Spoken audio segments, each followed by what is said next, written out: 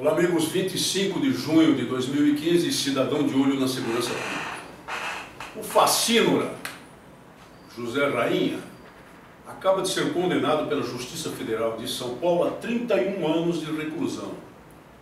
Ele e um parceirinho dele, que supostos combatentes sociais, né? Lembra-se de que José Rainha foi o grande expoente, um dos grandes expoentes, juntamente com Stedley, do movimento dos trabalhadores rurais sem terra, alegadamente um movimento social que nós sabemos que não passa de crime organizado e tantas vezes denunciamos aqui, denunciamos ao mundo e ao país que se trata de uma estrutura de crime organizado, uma estrutura pré-insurrecional a serviço de um projeto de poder totalitário que está no horizonte do nosso país.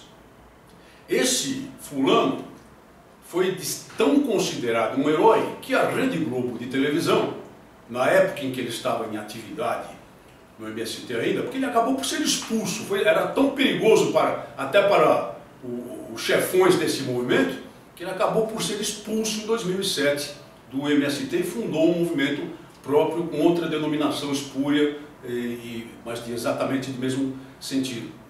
Que a Rede Globo de televisão na época produziu uma novela, certamente se lembram dela, mesmo porque está a ser retransmitida nos dias atuais, chamada Rei do Gado. E um dos personagens dessa novela é um líder sem terra que é mostrado como um verdadeiro herói nacional. Sabe como se chama o personagem, esse líder sem terra na novela? Chama-se Regino.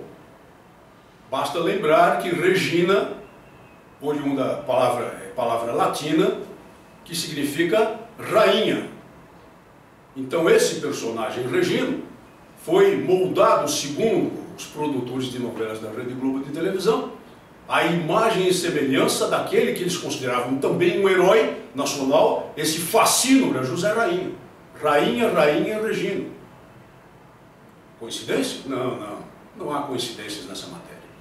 Esse facínora desenvolveu um esquema mirabolante, mas não é só ele não. Não é só ele não. Isso funciona no país à larga.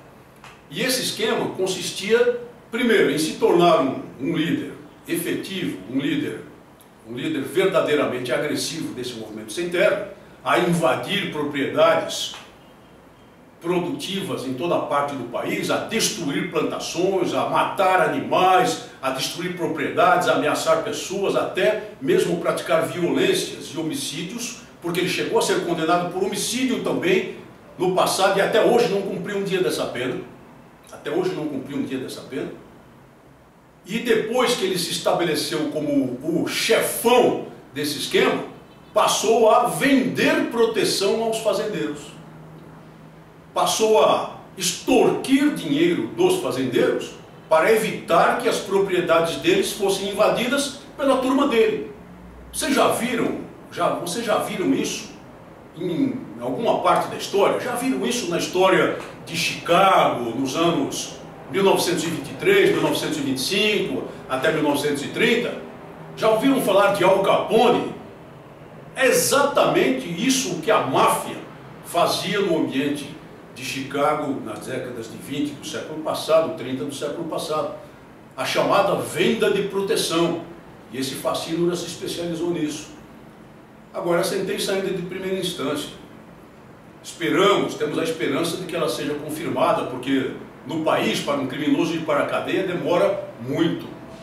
E não há certeza em absoluto, apesar do processo denso, da atuação forte e correta do Ministério Público, e apesar da decisão corajosa e jurídica desse juiz de direito, aqui de São Paulo, do juiz federal, que tem jurisdição na região de Presidente Prudente, não há como haver certeza de que finalmente esse sujeito será mandado, pelo menos por algum tempo, para a cadeia. Porque aqui, pelos de 30 anos, sabe como é que são, né? O sujeito cumpre 5, 6 e logo está na rua, todo sorridente, a praticar crimes novamente. Mas é um alento. É um alento. É um alento que a Justiça Federal, em primeira instância, tente dar cobro às façanhas desse amaldiçoado facínora e da gangue que ele conseguiu montar para extorquir e para fazer o que se convencionou chamar de venda de proteção. Infelizmente, devido à covardia ou então ao fato de que esses fazendeiros que pagavam essa proteção não enxergavam no Estado possibilidade alguma de reagir contra esse estado de coisas e acabavam se submetendo ao crime como se submetem à máfia, como se submetem ao poder do crime organizado nos morros do Rio de Janeiro.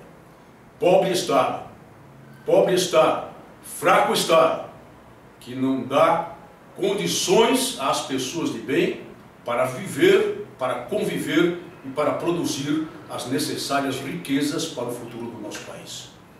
Muito obrigado por sua atenção e até o nosso próximo programa.